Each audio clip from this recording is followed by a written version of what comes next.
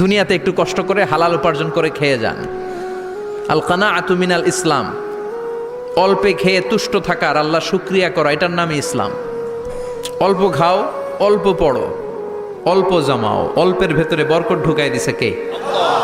অনেকে দেখবেন অনেক খাই খাই নাই নাই করে, এটা যাদের স্বভাব তাদের কখনো বরকত হয় না। অল্প খাবেন, অল্প পড়বেন, আর হালালের সাথে সম্পর্ক করবেন। আল্লাহুম্মা কফিনি বিহালালিকা আন হারামিক ওয়া আগনিনি বিফাদলিকা আম্মান সিওয়াক। বিশ্বনবী দোয়া করতেন, আল্লাহ হালালকে আমার জন্য যথেষ্ট করেন, হারাম থেকে আমারে বাঁচিয়ে রাখেন, পড়েন আমিন।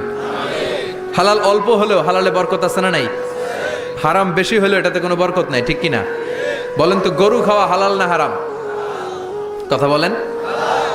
কুকুর খাওয়া হারাম। প্রতিদিন কসাই খানাতে এরা কি কুকুর জবাই করে না গরু? গরু জবাই করে। কুরবানির ঈদে কি দিয়ে কুরবানি দেন? গরু।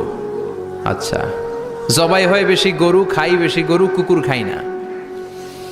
গরু বা গাভী বছরে বাচ্চা দেয় কয়টা? একটা। কুকুর দেয় কয়টা?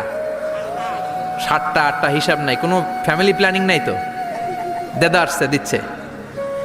তো গাভী বাচ্চা দিল কম, কুকুরি বাচ্চা দিল বেশি।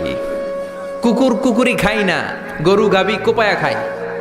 এরপরও সারা বাংলাদেশের 56,000 বর্গমাইলের ভেতরে বলেন তো, গরু বেশি না কুকুর বেশি?